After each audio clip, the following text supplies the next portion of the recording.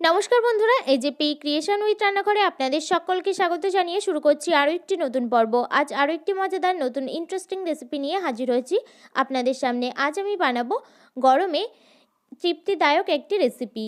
এই রেসিপিটি হলো তেলাকচুর শুক্তো। চলুন তাহলে আর বেশি দেরি না করে রেসিপিটি শুরু করা যাক। রেসিপিটি শুরু করার আগে প্রত্যেকবারের মতো আপনাদের কাছে একটাই অনুরোধ, ভিডিওটা একটু স্কিপ না করে প্রথম থেকে শেষ পর্যন্ত দেখতে থাকুন এবং রেসিপিটি ভালো লাগলে অবশ্যই একটা লাইক করে চ্যানেলটিকে সাবস্ক্রাইব করে রাখার অনুরোধ রইল। দেখুন বন্ধুরা, এটা দেখেই চিনতে পাচ্ছেন এটা হলো তেলাকচু। তো এখানে আমরা কিন্তু তেলাকচুটা তুলে নিচ্ছি। প্রথমে তেলাকচুর ডগাটা যেহেতু তুলে নেওয়া হয়ে গেছে, আমি এবার এর আকর্ষগুলোকে এইভাবে করে কিন্তু বেছে নিচ্ছি। বেছে নেওয়ার পর তারপরে কিন্তু এটাকে কেটে নিতে হবে। তেলাকচুর যে আকর্ষগুলো থাকে সেটা কিন্তু বেছে ফেলে দিতে হবে। আর এইভাবে করে কিন্তু আমি ডাঁটা আর পাতাগুলোকে কেটে নেব।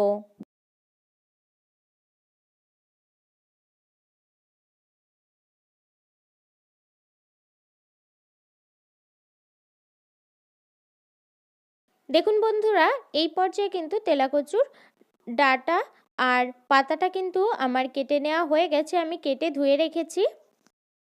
রেসিপিটি বানানোর জন্য আমি কড়াইতে খুব সামান্য একটু তেল গরম হতে বসিয়ে দিয়েছিলাম। তেলটা কিন্তু গরম হয়ে গেছে। আমি এবার আলুগুলোকে দিয়ে দিলাম। আমি এখানে ছোট ছোট চৌকো চৌকো করে আলুর খোসা ছাড়িয়ে কেটে ধুয়ে রেখেছিলাম। তারপর আলুগুলো ভেজে নেওয়ার জন্য দিয়ে দিচ্ছি স্বাদমতো নুন আর দিয়ে দিচ্ছি পরিমাণ মতো হলুদ গুঁড়ো। দিয়ে আলুগুলোকে কিন্তু বেশ ভালোভাবে ভেজে নেব। দেখুন বন্ধুরা, এই পর্যায়ে কিন্তু আলুগুলো আমার ভেজে নেওয়া হয়ে গেছে। আমি এবার মাঝখানটা ফাঁকা করে রেখেছি। তারপর আমি এখানে দিয়ে দিচ্ছি কালো সর্ষে,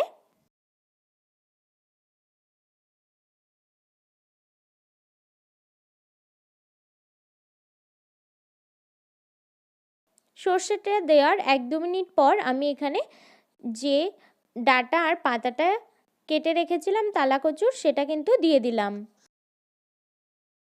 ভালো করে কিন্তু তারপরে এর সাথে মিশিয়ে ভেজে নিতে হবে। এর পর্যায়ে কিন্তু আমার ভেজে নেওয়া হয়ে গেছে। তারপর আমি এখানে দিয়ে দিচ্ছি পরিমাণ মতো জল। এই তেলাকচুটাকে আপনারা কী নামে ডাকেন অবশ্যই কিন্তু আমাকে কমেন্টে জানাতে ভুলবেন না। তো এই পর্যায়ে আমি দিয়ে দিচ্ছি একটু হলুদ। আমার এখানে একটু হলুদের প্রয়োজন, তার জন্য আমি এখানে হলুদ দিয়ে দিলাম। আর নুনটা কিন্তু আমি এখানে দিচ্ছি না, যেহেতু ডাঁটার মধ্যে ঢুকে যেতে পারে, তার জন্য এই পর্যায়ে কিন্তু নুনটা আমি দেব না।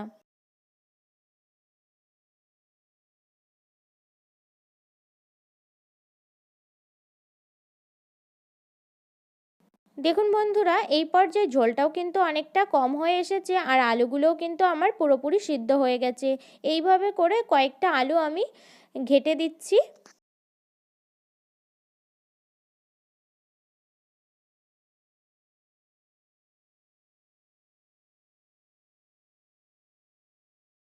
এই পর্যায়ে তেলাকচুর শুক্তোটা কিন্তু আমার প্রায় রেডি হয়ে গেছে। তো এই পর্যায়ে আমি এবার দিয়ে দিচ্ছি স্বাদমতো নুন। এই পর্যায়ে নুনটা দিলে তাহলে কিন্তু ডাঁটার মধ্যে বেশি নুন ঢুকে যাবে না।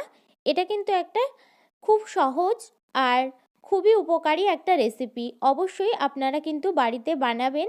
এই গরমের দিনে খুবই ভালো লাগবে, অনেক তৃপ্তি পাবেন।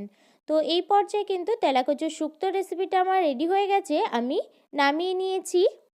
খুব কম সময়ে এবং খুব সহজেই খুব কম উপকরণ দিয়ে বিনা মশলায় খুব কম তেলে কিন্তু এই রেসিপিটা তৈরি হয়ে গেল।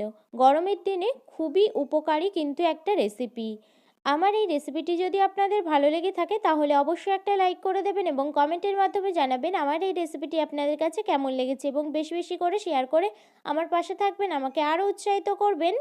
আপনি যদি আমার চ্যানেলে নতুন বন্ধু হয়ে থাকেন এবং আরও নিত্য নতুন ইন্টারেস্টিং মজাদার রেসিপির আপডেট পেতে চান তাহলে প্লিজ আমার চ্যানেলটিকে সাবস্ক্রাইব করে পাশে থাকা বেল আইকনটি প্রেস করে অল নোটিফিকেশন অন করে রাখবেন, যাতে সমস্ত ভিডিওর আপডেট আপনি ঠিক সময় পেয়ে যান। আজ এই রেসিপিটি এই পর্যন্তই। আরেকটি মজাদার নতুন কোনো ইন্টারেস্টিং রেসিপি নিয়ে আপনাদের সাথে দেখা হবে আরেকটি নতুন পর্বে। সবাই